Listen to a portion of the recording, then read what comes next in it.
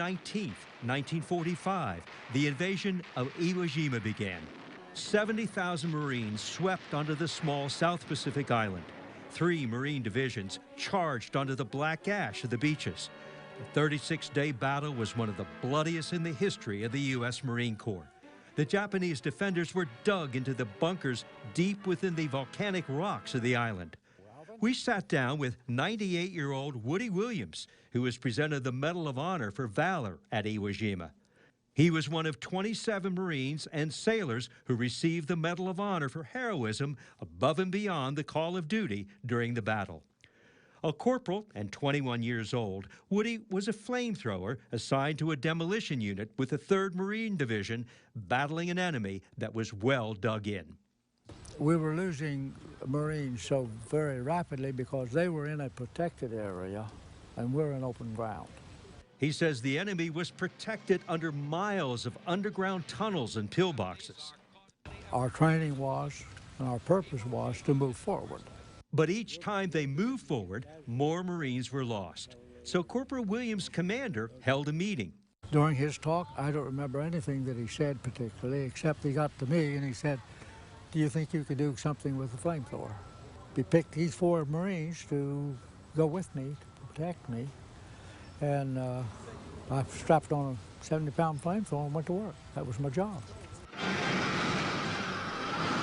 Over a period of 4 hours, he did his job. Nothing special, he said. Why they missed me, why they didn't get me, I have no answer to that, except the man up there wasn't ready for me, and the devil didn't know what to do with me, so he let me go. But I was able to eliminate the enemy within 7 of those pillboxes by putting either explosives or flames in the pillboxes, and that gave us a hole we could go through. And you had 4 brave men with you. And 2 of them sacrificed their life protecting mine. And those are the men that you remember. Yeah. Yeah. And I wear it in their honor, not mine. That Medal of Honor. Yes, indeed. Today, Herschel Woodrow Woody Williams travels the country. He was in Knoxville in mid-September as the Medal of Honor flag was raised at the East Tennessee Veterans Memorial, dedicating the 4-day Medal of Honor celebration beginning September 13th of next year. And he continues to serve his country. Since 2010, the Herschel Woody Williams Medal of Honor Foundation has been establishing permanent Gold Star family memorials all across the United States. The memorials are dedicated to those who have lost loved ones in military conflict.